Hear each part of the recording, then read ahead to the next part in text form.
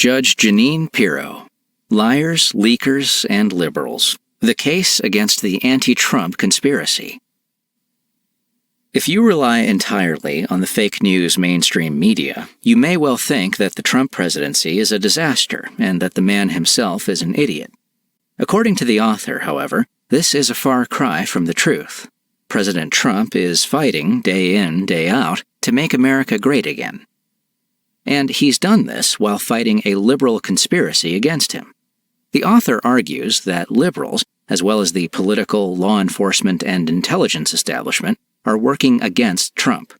They seek nothing less than the destruction of his presidency, and care nothing for the votes, not to mention the feelings, of millions of decent, ordinary Americans who support Trump with pride. In the blinks that follow, you'll learn how the lying liberal media consistently and unfairly criticizes Trump. You'll see how, according to the author, the deep state of the intelligence and law enforcement community is now pursuing a relentless witch hunt against Trump and his administration. And you'll see the fundamental decency and determination of the 45th President of the United States. Blink number 1. The media today is unashamed to lie in an attempt to damage Donald Trump's presidency. Incredible as it may seem today, there was a time when the media loved Donald Trump. Back in the 1980s and 1990s, you could barely stroll past a newsstand without seeing Trump's face smiling back at you. The media couldn't get enough of Trump, from his business deals to his charitable donations. Coverage of Trump wasn't always positive. The media never held back, for instance, when Trump's casinos had problems, or when his wealth fell in the 1990s. But it was always fair, running well-sourced stories and including Trump's version of events. How things have changed. Today, the liberal news media hates Trump so passionately that, according to the author, it lies about him relentlessly. Consider the winners of Trump's fake news awards, which are awarded to the liars who oppose him. ABC's Brian Ross was one winner. Ross ran a story alleging that Michael Flynn, Trump's national security advisor, was preparing to testify against the president. He claimed that Trump had ordered him to contact Russia before the election. This, according to the author, was a lie. The story was based on poor sources and completely false, more akin to tabloid gossip than to investigative journalism. Ross is not a stupid man, but according to the author, he, like so many others, allowed his blind, liberal hatred of Trump to cloud his judgment. If you don't believe the media has an anti-Trump bias, look at the statistics. A Pew Research Center study found that of all the stories about Trump, 62% were negative. This compares with only 20% about Obama and 28% about George W. Bush. In the author's view, the situation has been exacerbated by the realization by station chiefs and newspaper bosses that anti-Trump lies sell. During the election campaign, the New York Times hit an online readership of 1 million for the first time. In the first month of Trump's time in office, the Times signed up 132,000 new subscribers. 2 months after the election, the Washington Post recruited 60 new newsroom staff. Magazines like The New Yorker and The Atlantic set new subscription records. These news organizations even have a term for this, the Trump bump. They know that anti-Trump lies sell more papers, and so, the author claims, they keep on lying. Blink number 2. Hollywood is stuffed full of lying, hypocritical liberals who think they are better than the rest of us. The journalists and executives of the liberal media aren't the only ones who despise Trump and everything he stands for. The smug millionaires of the Hollywood set can't stop criticizing Trump either. But shouldn't Hollywood take a break from liberal indignation for just 1 minute and consider how blinded and hypocritical it has become? TV personalities like Sarah Silverman and Chelsea Handler have said that since Trump's election, they are giving up showbiz to focus on activism full-time. Now, there's nothing wrong with activism, but it should be fair, and according to the author, Hollywood reserves its outrage for Trump alone. The celebrities who rallied against the injustices of George W. Bush's foreign policy and who decry Trump today happily fundraised for Barack Obama. Where was their outrage when Obama ordered drone strikes that killed American citizens? Where was the outrage when Obama sent $221 million to the Palestinian Liberation Organization, a group that is happy to look the other way as women are murdered in so-called honor killings? No, Hollywood turns a blind eye to the outrages of a Democratic president. Maybe, says the author, that's because Hollywood and the Democratic establishment are closely intertwined. This was seen with the Harvey Weinstein scandal. Weinstein, a movie-making tycoon and a major Democratic donor, was accused of rampant sexual assault and several rapes. Isn't it odd that it took so long for the Democratic elite to speak out against Weinstein? Barack Obama received $700,000 in donations from Weinstein and took days to condemn the filmmaker after the allegations were aired. Weinstein donated hundreds of thousands of dollars to the Clinton Foundation. Hillary Clinton hid for 5 days before she could bring herself to say she was shocked. Perhaps we shouldn't be surprised. Decades earlier, when women accused Bill Clinton of abuse, harassment, and even rape, we didn't hear much outrage from liberals, the author points out. Hillary Clinton threatened the victims, while the Hollywood elite not only kept silent on the allegations, but continued hosting fundraisers for the Clintons. Hollywood liberals think they're better than the rest of us, smarter than the rest of us. But you know what? Movie theater attendances are dropping through the floor. Hollywood is dying. So, maybe they aren't so smart after all. Blink number 3. Many Republicans are getting in the way of Trump's agenda, rather than standing squarely behind it. At least in Hollywood, people don't pretend to be anything but liberal. Unfortunately, says the author, the same can't be said for the Republicans in Washington. In 2016, the Democrats lost the Oval Office, the Senate, and the House, but sometimes you wouldn't know it because, the author contends, Washington is full of rhinos, Republicans in name only. Trump couldn't have been clearer about his policy promise to build a wall on the United States' southern border with Mexico. And in 2017, Republican Speaker of the House Paul Ryan and Republican Senate Majority Leader Mitch McConnell promised to allocate over $12 billion to fund construction. So far, so good. But when push came to shove, the amount the two Republican leaders allocated for the wall was just $1.6 billion. To make it even worse, the budget bill that announced the money actually prohibited this tiny sum from being spent on the type of wall Trump was considering. Ryan and McConnell should be ashamed of their failure to get behind Trump's agenda, says the author. And the border wall isn't the only example. When Trump moved fast to meet his campaign promise of a travel ban to stop the flow of radical Islamists entering the United States, where did McConnell stand? Certainly not with Trump. Instead, he lined up with the liberals opposing the ban, saying he hoped the courts would rule on whether it went too far. McConnell did nothing when Obama tightened visa requirements for the exact same 7 countries a year before. He only started his sanctimonious pleading about religious liberty when it was Trump taking action. According to the author, here's the reality. Too many Republicans on the Hill embody everything that Trump opposes. They're creatures of the swamp, parasites who came to Washington as modest men but leave as millionaires. Rather than working hard to pass legislation to advance Trump's agenda, the Senate has only passed 5 of the 400 bills passed to it by the House. Instead, they spend their time whining and dining in fancy restaurants, doing nothing for the hard-working Americans who elected them. To the author's mind, the real divide in Washington isn't between Republicans and Democrats. It's between Trump and the swamp, the lying, self-serving politicians who care more about their personal interests than those of America. Blink number 4. President Trump tells the truth about illegal immigrants while liberals are busy protecting them. Liberals claim that President Trump hates immigrants, but that's just plain wrong, says the author. Donald Trump is married to an immigrant, and the immigrants in his employ at Trump Tower say what a great boss he is. What Trump does understand is that the American people have legitimate frustrations about illegal immigration. When Donald Trump announced his candidacy in 2015, he didn't shy away from the question of illegal immigrants. In a tough, but according to the author, balanced statement, he said, "They're bringing drugs, they're bringing crime, they're rapists, and some, I assume, are good people."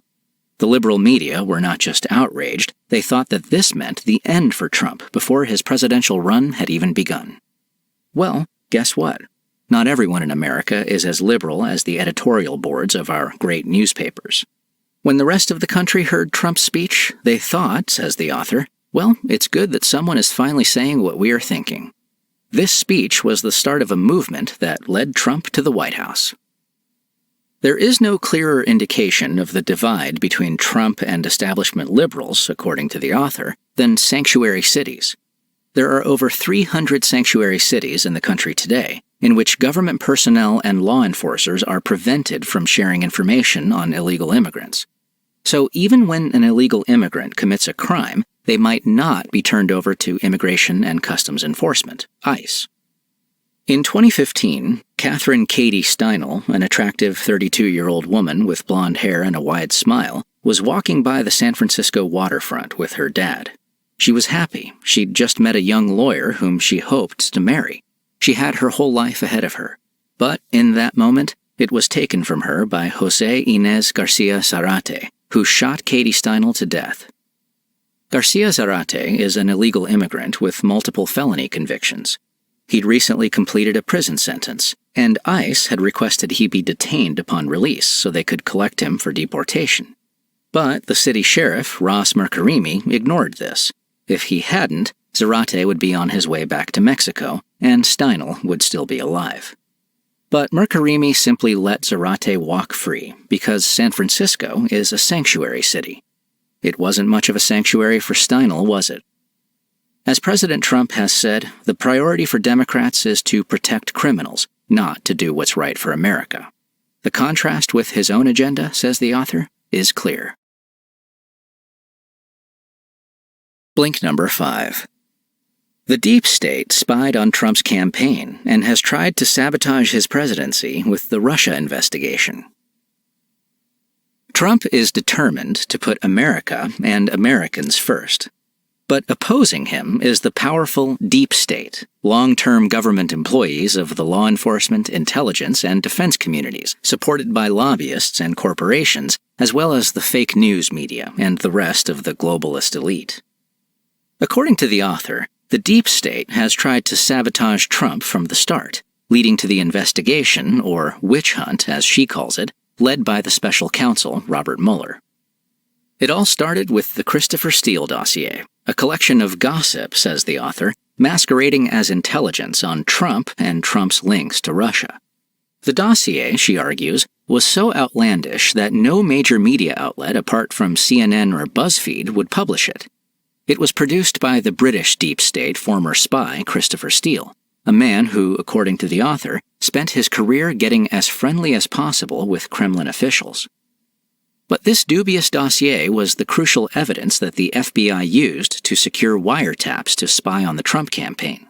When the FBI applied in 2016 to the secret Foreign Intelligence Surveillance Court for a wiretap on Carter Page, a Trump campaign official, it submitted the dossier as evidence. But, outrageously, it withheld the fact that the dossier was paid for by the Hillary Clinton campaign and the Democratic National Committee. That was important information the author believes the court should have had when determining the dossier's credibility, or total lack thereof. The FBI, she says, deliberately withheld it because it was determined to pursue Trump. Just think about that. The FBI obtained a warrant from a secret court to spy on a private U.S. citizen based on gossip put together by a foreign agent that was funded by the Democrats and Hillary Clinton. But the situation gets worse. The author's own sources have told her that the Trump campaign wasn't just subject to electronic surveillance. There was also an FBI informant inside the campaign. The presence of such a person would have required the approval of the Attorney General. So, the author says, either Obama's Attorney General, Loretta Lynch, was directly involved in this conspiracy, or the FBI went rogue, spying on a perfectly legitimate presidential candidate. Either way, it would constitute an abuse of power, the likes of which we have never seen before. Blink number 6. The witch hunt against Trump continues, though it's turned up nothing. Hundreds of years ago, people used to hunt and burn witches. The witches were, of course, usually innocent, simply the victims of score settling or attempts to eliminate competitors. But the fact that their crimes were imaginary didn't help them. Once the idea that someone was a witch took hold in the mind of the mob, it would get its blood, regardless of the victim's innocence. Sound familiar? Let's take a look at the reality behind what the author calls Mueller's witch hunt. The hunt, she says, has made a fall guy of a military hero, Michael Flynn. When he served in the military, Flynn put his life on the line for all Americans. Now he finds himself a convicted felon. Why? Flynn faced what the author calls wild accusations of treason and an allegation that he held inappropriate conversations with the Russian ambassador Sergei Kislyak on behalf of Trump before Trump's inauguration. But Flynn didn't get prosecuted for that because it didn't happen. Instead, he was prosecuted because he initially lied to the FBI about the conversations. But, according to the author, it's not even clear that he did lie. Flynn is a lifelong government employee and probably can't afford crazy attorney fees for a long trial. It's possible his legal representation simply advised him to plead guilty to lying simply to end the process. Just like Michael Flynn, Trump's former campaign chairman, Paul Manafort, has been investigated by Mueller, but for reasons unrelated to collusion with Russia on behalf of the Trump campaign, says the author. Manafort is instead under investigation for allegations related to his consulting work for foreign governments, which the author claims has nothing to do with Trump at all. The judge in Manafort's case has noted this openly, saying to the prosecutor, "You don't really care about Mr. Manafort's bank fraud. You really care about what information Mr. Manafort can give you that would reflect on Mr. Trump or lead to his prosecution or impeachment or whatever." The Mueller investigation interviewed all the key players from the Trump campaign in 2017. It has the investigative power of the federal government behind it, and still, today, it has found nothing because, says the author, there is nothing to find. Blink number 7. The story of the Uranium One deal shows the messed up priorities of the FBI. Maybe you still think that the FBI is unbiased and simply pursuing the truth. Ask yourself then, why did it ignore the story of Crooked Hillary, the Clinton Foundation, and the Uranium One deal? Obama and the Clintons, according to the author, sold the United States' uranium and the country's security along with it. Here are the facts to back up this claim. In 2010, a Russian state-owned company, ARMZ Uranium, bought a 51% share of a Canadian company, Uranium One. That matters because Uranium One has the rights to mine 20% of the United States' uranium. In order for ARMZ to secure the deal, it needed approval from the Committee on Foreign Investment in the United States. One of Hillary Clinton's representatives, who at the time was serving as Secretary of State, sat on the committee and approved the deal, as did others from the Obama administration. Now, here's the catch.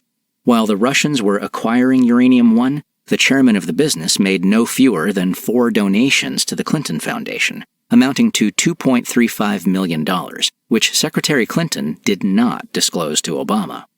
And right after ARMZ announced its investment, a Russian bank with Kremlin links paid Bill Clinton $500,000 to give a single speech in Moscow.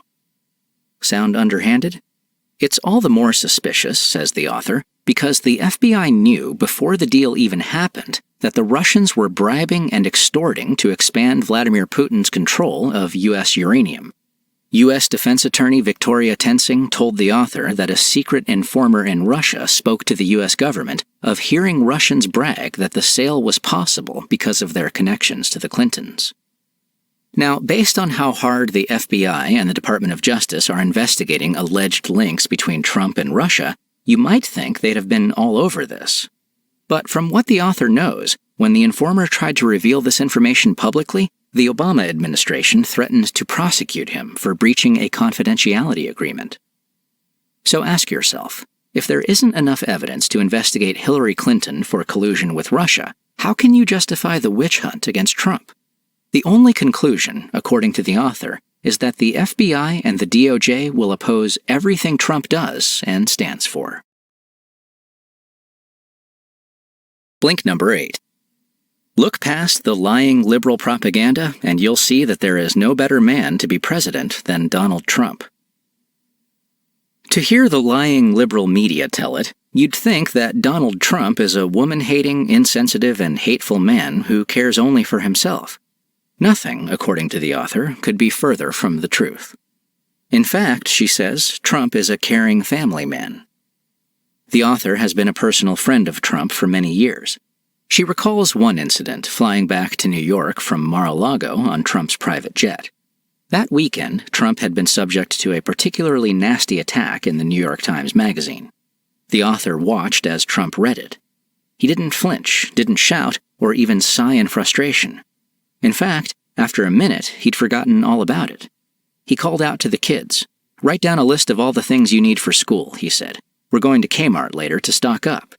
That's the kind of man he is, a down-to-earth family guy who cares more about his kids than personal attacks on him in the media. She also knows Trump as a sensitive and respectful man.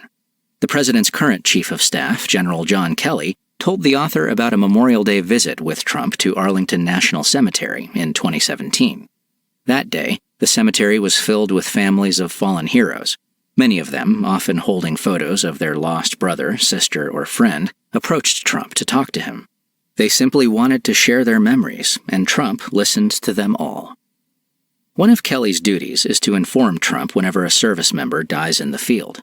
When he does this, he says, Trump falls quiet. He frequently mutters the same question: why do they do this? Now, hateful liberals will twist that quote in a bad way. But stop and think. Trump is so in awe of the courage of someone who dies for his country that he finds it hard to understand. The media, according to the author, won't stop in its attempts to blacken the character of Trump and his family. But the truth, she says, is that Trump is a decent man, a man who cares deeply for his family and lives and breathes doing right by America and by Americans. Blink number 9. President Trump is making America great again, boosting the economy and achieving foreign policy miracles.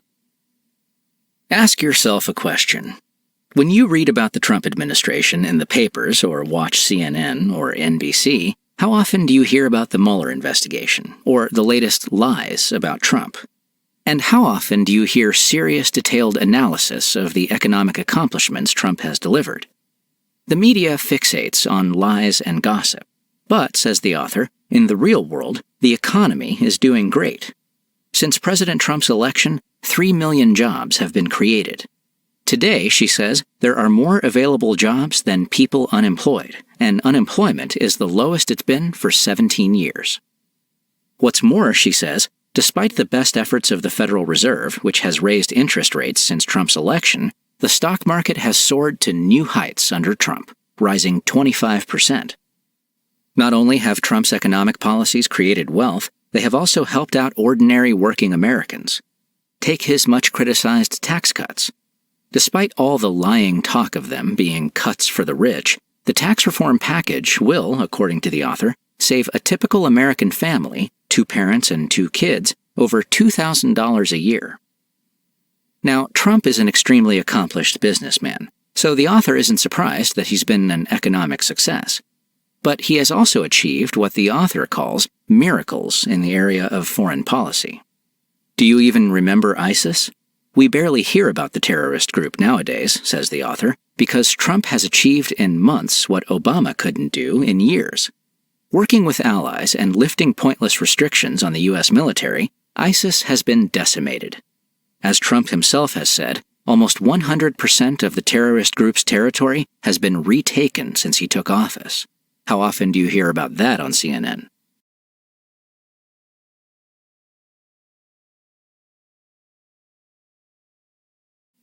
Or compare U.S. policy on North Korea under Obama with that under Trump.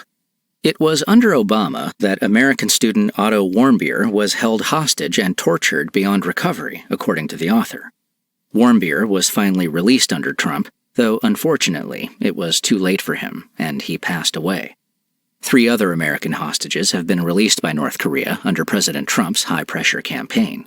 He also started peace talks with North Korea and suspended their weapons testing. The media likes to say that Trump is reckless and dangerous. But ask yourself, who has really achieved results? According to the author, it's Trump every time.